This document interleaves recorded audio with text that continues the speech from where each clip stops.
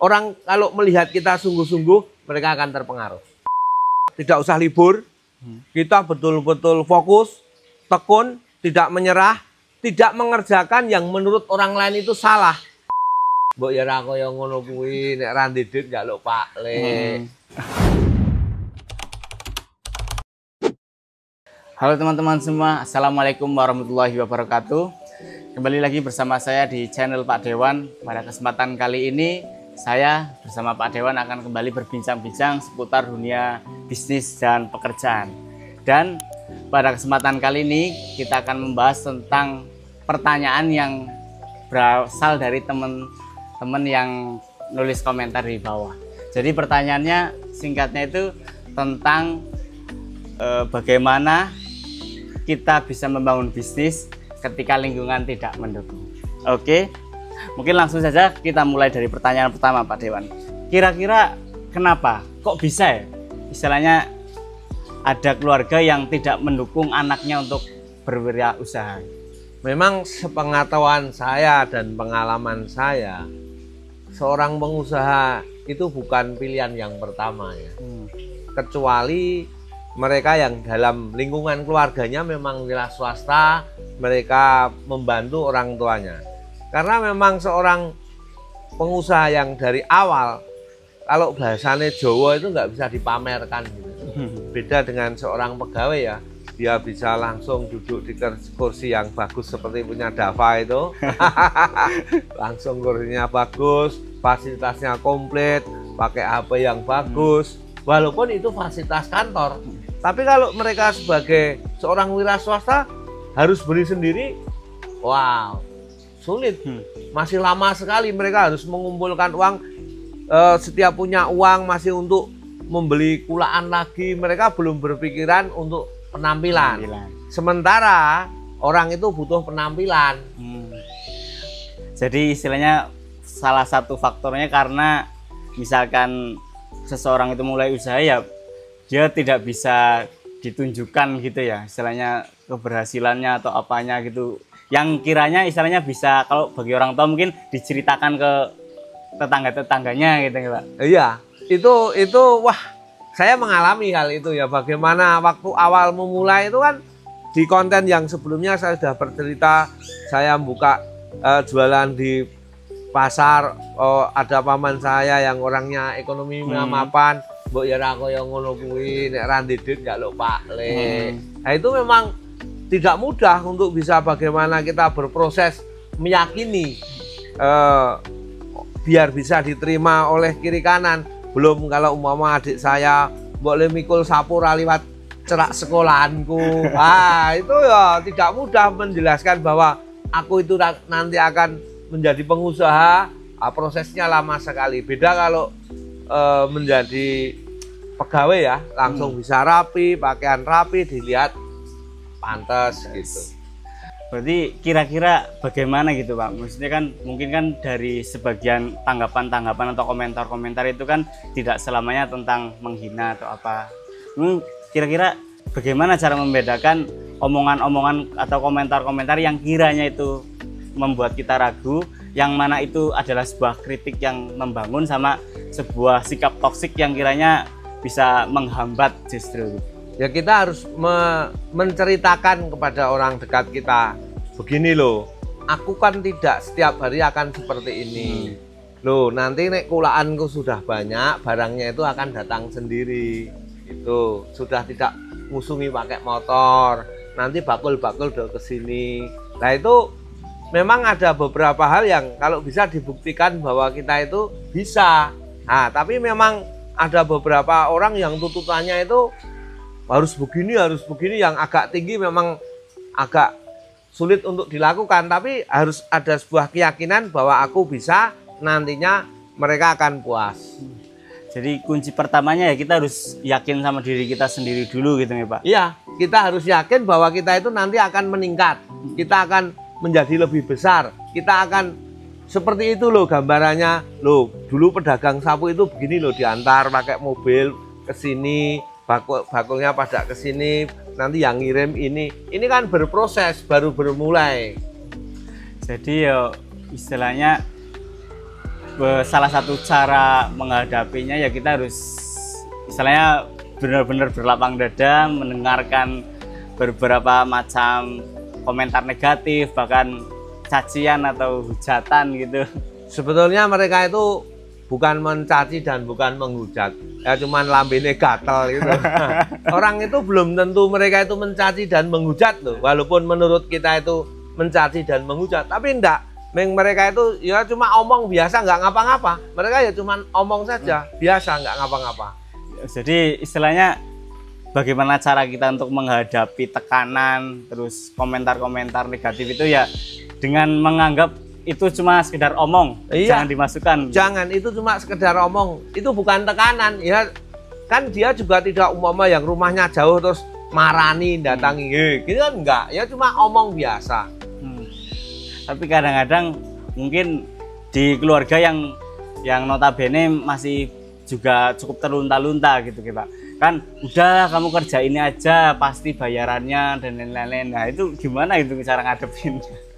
Itu memang tidak mudah ya, tapi yakin bahwa bisa keluarga itu bisa menerima. Tapi saya pikir banyak ya pengusaha yang para pendiri, para perintis itu tidak mudah untuk diterima oleh kiri kanannya. Tapi mereka tetap yakin bahwa bisa suatu saat mereka akan setuju. Banyak itu cerita yang seperti itu bahwa kiri kanan keluarga tidak mendukung, tapi dia yakin bahwa mereka akan bisa. Justru mereka itu ada keyakinan itu akan menumbuhkan semangat yang berbeda.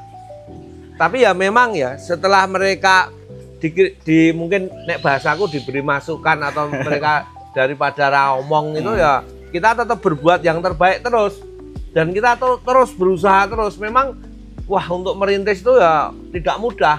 Kita harus mengurangi hal-hal yang tidak penting, kita harus mengurangi perjalanan yang tidak penting, kita mengurangi waktu yang dibuang sia-sia. Kalau dulu saya sering kalau ada yang lihat TV aja, TV kok didelok. Mbok yo nggo ngitung dagangan, mbok yo nggo berpikir, mbok yo nggo merencana. Saya masih ingat waktu Mbak Yu saya kerja itu pulang lihat TV saya marahin, mbok ngopo gitu loh, orang yang delok TV. Tapi jawabnya hiburan. Jadi kalau saya ngelihat anak Gen Z main HP itu aku ya itu pernah saya lakukan zaman dulu karena tidak ada tekanan, tidak ada kesungguhan. Maka saya pernah bercerita bagaimana seorang wira swasta yang masih muda itu golek cewek rada angel. Berarti justru istilahnya banyaknya tekanan itu yang malah justru bisa menjadi istilahnya membuat kayak membakar dalam semangat kita gitu nih Pak. Justru harusnya kita bisa menyikapinya sebagai sesuatu yang semacam itu gitu. Iya, jadi ya kita anggap mereka itu tidak tahu bahwa kita itu berpikir akan menuju ke sana. Kalau dulu saya itu sering disuruh ibu apa gitu, saya bilang awak kayak nyopir pesawat reso diganggu gitu.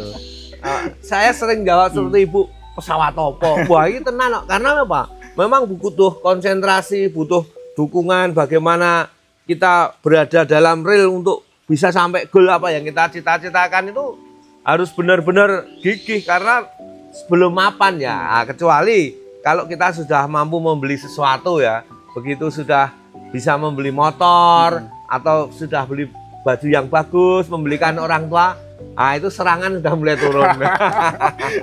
Serangan sudah mulai turun. Jadi awal-awal pasti ya diremehkan, dia apa gitu ya. Ya mereka itu tidak meremehkan, mereka itu radong. Kalau kita bisa menanggapi bahwa mereka itu bukan meremehkan, mereka itu tidak dong. Karena apa yang kita lakukan itu sebuah perjalanan yang panjang ya. Gimana kita itu harus sungguh-sungguh, harus gimana ya ngomongnya ini harus serius, harus membuang hal-hal yang tidak penting, hanya pokoknya ini bagaimana sapu bisa kulaan datang sendiri, yang lainnya ora penting. Gitu loh. Berarti istilahnya bagaimana cara kita memanajemen pikiran kita itu kunci utamanya gitu nih Pak. Ya, tapi kan di saat umpama dari kiri kanan kita mengkritik, itu harus kita cari juga apa atau yang mereka kritik itu apa sebetulnya. Kan kadang-kadang memang harus kita tundukkan dulu ya. Umpama kalau saya pernah bercerita, ngapa kamu kok di sini ya, harus membuktikan kita punya tempat yang bagus ya. Nah, seperti itu. Mama kita harus ada sesuatu yang kita banggakan atau sesuatu yang mereka tidak tahu apa kita cari sehingga mereka akan mengakui apa yang kita lakukan. Oke.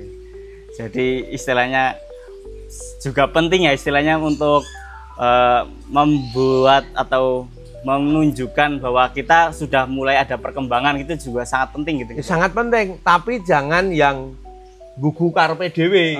Gimana itu? Gugu karepe dhewe terus kita uangnya dapat untuk lungo kemana? Ya keluarga tetap akan menyerang minggu seneng-seneng gitu, tapi kita belikan emas, dipakai boleh Bu, itu mesti akan sedikit menerima, atau kita belikan sesuatu yang merasa keluarga itu merasa senang. Waktu dulu kamar saya keramik, belum ada tukangnya sudah saya gelar, seperti itu. Jadi uang kita jangan dihambur-hamburkan. Ya kita buat sesuatu yang mereka ikut menikmati atau mereka ikut senang sehingga mereka akan mendukung kita. Oke. Jadi istilahnya ya kita tetap harus menunjukkan perkembangan kita dengan istilahnya ikut memberi apalah pada mereka yang istilahnya ngomong negatif itu. Iya. Tapi sekali lagi Mas Uus, itu jangan dianggap bukan itu negatif. Mereka itu radong. Nah, kan enak loh, radong kok, mereka nggak tahu apa yang kita pikirkan, mereka menyalahkan. Nah, kecuali kalau sudah ngobrol lama, kita jelaskan loh begini. Mereka berubah itu ya? Ya masih berubah, apalagi kita buktikan dengan fakta. Aku bilang sama Mas Uus, wah ini kak yang nonton baru sedikit, ini yang di sini sudah 400 Pak. Ah diam. Ya tobul. Oke, jadi mungkin kan tadi sebagaimana yang Bapak sampaikan bahwa kita juga harus menunjukkan progres, kita harus menunjukkan perkembangan. Berarti kira-kira bagaimana gitu Pak cara untuk membuktikan bahwa kita itu benar-benar sungguh-sungguh bahwa kita memiliki peluang untuk sukses dengan menjalankan bisnis yang akan kita jalani ini. Ya kita harus berbuat seperti orang sukses ya. Kita tidak usah libur, kita betul-betul fokus, tekun, tidak menyerah, tidak mengerjakan yang menurut orang lain itu salah.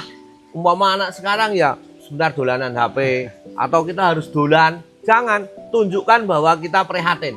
Prihatin itu berbuat yang sungguh-sungguh, tunjukkan kalau kita itu tirakat. Karena apa? Kalau kita sudah ketahuan kita tirakat, kita prihatin, akan berbau aroma seorang yang sukses. Jadi istilahnya ketika kita benar-benar bersikap atau menyerap kepribadian orang sukses gitu ya, istilahnya itu pun juga akan memunculkan aura tersendiri sehingga orang-orang yang tadinya mungkin kayak gimana-gimana malah menjadi segan kepada kita gitu. Betul, karena perbuatan yang baik, perbuatan yang tekun, perbuatan yang baik, yang lurus pasti menimbulkan aroma sedap dan orang pasti ada yang simpati. Dan semakin lama apalagi didukung dengan tabungan atau penampilan yang semakin bertambah itu ya malah semakin meyakinkan dan menambah gaung aroma itu semakin luas gitu. Ya, dan kita harus selalu ingat bahwa kita harus bersedekah sedikit walaupun secara agama itu ikhlas, tetapi di dunia itu yang kita beri pasti akan mengucapkan terima kasih dan itu akan menjadi bolo kita. Jadi istilahnya memang benar cara kita membuktikan ya dengan bagaimana menunjukkan kesungguh-sungguhannya kita gitu. Ya, kita tetap berbuat yang sungguh-sungguh menurut di luar batas orang lain sudah tidur kita masih bekerja, orang lain masih belum bangun kita sudah bekerja, orang lain libur kita masih bekerja, pasti orang akan simpati. Dan itu bukan sesuatu yang mudah gitu ya. Wah ya harus sering lihat podcast kita. Ya toh yang tertawa. Oke. Ya pun istilahnya kalau misalkan hal-hal yang semacam tadi itu adalah sesuatu yang mudah ya maka orang sukses ya bakal banyak sekali gitu. Benar. Itu memang ini yang saya sampaikan tadi penyakitnya orang tidak sukses. Jadi ketika misalkan kita bersikap atau berlaku sebagaimana teman-teman pada atau orang-orang pada biasanya, ya jangan harap kita juga akan menjadi seorang yang sukses kalau misalkan teman-teman kita yang nggak sukses gitu ya Pak. Ya, betul. Ya kalau misalkan justru keadaannya itu tentang ekonomi keluarga itu sendiri gitu Pak. Maksudnya keluarga memang posisinya lagi cukup kurang, tapi apakah itu masih tetap bisa memungkinkan untuk kita memulai usaha atau kerja yang istilahnya udah jelas gajinya atau bagaimana gitu Pak? Maksudnya ketika kondisi keluarga mungkin masih oke, masih tercover, mungkin masih oke saja bisa jalan. Tapi kalau misalkan posisinya itu kan zaman sekarang itu kadang-kadang ada istilah generasi sandwich. Sandwich itu ya nanggung atas, ya nanggung bawah gitu. Apakah itu tetap bisa dilewati gitu? Ya kalau terus kamu pertanyaannya itu dalam posisi yang sangat berat sekali itu. Saya ya nggak tahu itu. Saya belum pernah mengalami yang sangat berat seperti itu ya. Umpama terus dalam keluarga membutuhkan uang gitu ya. Saya nggak bisa jawab itu. Ya yang saya alami nggak seperti itu ya. Keluarga ya bapak punya gaji, ibu ya jualan. Terus maksud saya waktu itu bahwa profesi pedagang itu bukan hal yang membanggakan gitu loh. Bukan hanya dari satu sisi bahwa pekerjaannya, tapi dalam kasta itu pedagang kan bukan hal yang tinggi zaman dulu ya. Masih kalau zaman saya sekitar 30 tahun yang lalu yang tinggi itu kan mungkin kayak pegawai negeri. Karena memang di lingkungan kami itu pegawai negeri. Berarti istilahnya gampangannya ketika kita akan memulai usaha yang mana itu konsekuensinya pasti, apalagi misalkan kayak orang tua pengennya anaknya jadi pegawai negeri gitu. Nah itu hal-hal apa yang kiranya perlu kita persiapkan baik secara mental maupun apa gitu. Ya itu permintaan yang wajar ya, karena memang orang wira swasta itu bukan hal yang pilihan ya. Kalau orang tua mendesak menjadi pegawai negeri itu ya tidak mudah menurutku loh. Karena memang kiri kanan kita banyak yang pegawai negeri, ekonominya juga lumayan. Sementara menjadi pedagang memang bisa melampaui pegawai negeri. Tapi untuk awal bangkitnya ini loh, apa kuat mereka dengan menghadapi wong radong nah itu loh. Tetap kita yakin bahwa kita akan bisa melakukan itu. Sebetulnya ya kembali lagi banyak faktor keberuntungan. Kalau terus ditanya seperti ini ya saya nggak tahu jawabnya kalau keluarga sangat menentang sekali. Tetapi mungkin menurut saya asal sungguh-sungguh diperlihatkan, saya pikir demi waktu mesti akan menerima. Kalau sungguh-sungguh loh. Tapi kalau terus nggak sungguh-sungguh ya mereka akan kecewa. Tapi kalau sungguh-sungguh berhasil bisa menerima. Ada saya punya teman sudah menjadi PNS, keterima ya, jadi guru, dia keluar. Nah, keluarga bagaimana? Nggak bisa menerima sudah jadi PNS kok keluar. Tetapi apa? Mereka tidak senang kalau berangkat itu masuk angin. Ya akhirnya orang tua juga menerima. Ya wes yang gue rasa seneng ya wes akhirnya jadi pengusaha.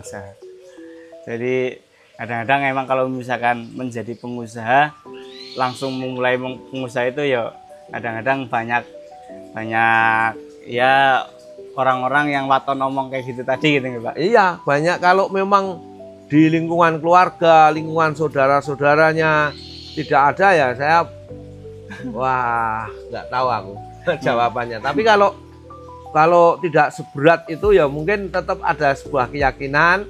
Nanti diceritani perjalanannya ini begini, malah diajak diskusi kira-kira kok orang tua juga mendukung. Ya intinya istilahnya tetap menjalin komunikasi baik dengan orang tua gitu nih Pak. Jangan malah wah aku pengennya usaha, ya wis jadinya ribut gitu sangat gitu. Jangan, tetap kita minta doanya, kita sampaikan ini loh progresnya itu seperti ini. Saya nggak tahu yang menentangnya itu sampai seberapa ya. Kongko yorong lakoni. Tapi istilahnya ya di satu kondisi tertentu sebagaimana ya seperti ini istilahnya cara kita untuk bersikap dan ya. Kalau saya kok tetap ya harus ditunjukkan dengan kesungguhan kita. Orang kalau melihat kita sungguh-sungguh, mereka akan terpengaruh. Ya istilahnya apa, orang-orang yang tadinya mungkin mau bilang apa dan kita balas dengan kesungguhan kita, ya mungkin mereka akan terdiam dengan sendirinya melihat pencapaian kita gitu. Betul pernyataan Mas Uus. Jadi setelah kita sungguh-sungguh itu ya sungguh-sungguh. Orang lain itu akan terpengaruh. Wah, mereka tekun, mereka rajin, mereka yakin. Orang lain akan terpengaruh. Apalagi sudah melihatkan sebuah hasil, ada sebuah proses, pasti akan terpengaruh. Tapi yang jelas kunci utama tentang bagaimana cara kita memanajemen pikiran kita supaya kita bisa menganggap bahwa omongan-omongan tadi itu ya cuma sekedar omongan gitu. Iya. Nggak lebih dari itu gitu. Betul. Mereka cuma sekedar omong, tidak ngapa-ngapa. Biasa aja. Berarti istilahnya dari Bapak sendiri tuh waktu zaman dulu ya memang sudah berpikiran semacam itu gitu. Ketika mendapat komentar-komentar yang sedemikian itu tadi. Iya, saya juga mendapat, tapi ya tidak sekeras itu ya. Cuma ya bagaimana ya, tapi sebagian orang itu banyak juga kok yang simpati. Oh, kamu sudah wira swasta, masih muda, kok mau. Itu banyak juga yang seperti itu, bukan semua mesti yang itu enggak. Banyak juga yang menerima. Hanya beberapa saja mereka yang tidak paham dengan apa yang kita lakukan. Dan istilahnya memang benar-benar ya kita harus meyakini, memahami bahwa keyakinan kita itu bisa cita-cita kita itu bisa terwujud di satu masa. Dan sering harus kita juga konsultasikan bagaimana perjalanan kita, walaupun belum tentu benar yang kita tanya, tapi kalau yang kita tanya ya sering-sering kita bawakan sesuatu, mesti mereka akan memikirkan dengan lebih baik. Oke. Berarti istilahnya betapapun mungkin lingkungan itu katakanlah kurang mendukung, itu bukan berarti menjadi sebuah halangan gitu Pak. Tapi ya itu menjadi bahan bakar tambahan untuk kita bisa semakin menunjukkan betapa itunya kita. Sebetulnya lingkungan itu juga mendukung, cuman karena harapanmu yang terlalu tinggi sehingga kamu anggap lingkunganmu tidak mendukung. Sebenarnya mereka mendukung saja, asal kamu nggak mengganggu mereka loh. Kuncinya itu gitu Pak. Kuncinya itu jangan mengganggu, jangan ngerepoti mereka. Jadi selagi kita mau mengawali usaha tanpa kita mengganggu atau apa, itu sebenarnya ya mungkin akan oke-oke saja gitu. Iya, saya akan oke-oke saja ya. Mungkin keluarga, mungkin kalau halal saya kira nggak ada masalah. Saya kira nggak ada masalah. Saya belum pernah melihat seperti yang pertanyakan Mas Uus, kayaknya kok abot banget. Soalnya apa ya, kalau saya ngelihat itu ya lebih di istilahnya curhatan-curhatan di media sosial gitu. Katanya zaman sekarang pun mau jadi pengusaha susah karena dapat tekanan dari atas, dalam arti orang tuanya udah terlanjur tua terus masih punya adik gitu. Ya itu kan sebagian kasus, saya juga nggak bisa menjawab yang soalnya sulit-sulit ya. Yang sulit-sulit seperti saya nggak tahu, tetapi kalau cuma sekedar ya kita ditegur kiri kanan atau kita nggak yakin, nah itu tetap kita anggap aja mereka nggak tahu apa yang kita rencanakan. Oke, mungkin terakhir Pak Dewan, pesan-pesan untuk teman-teman di luar sana yang mungkin ingin memulai usaha. Kamu harus yakin, tunjukkan kesungguhan kamu, minta restu, terus lakukan, jangan mengenal menyerah, jangan mengenal libur, jangan bermain HP dan dolan saja.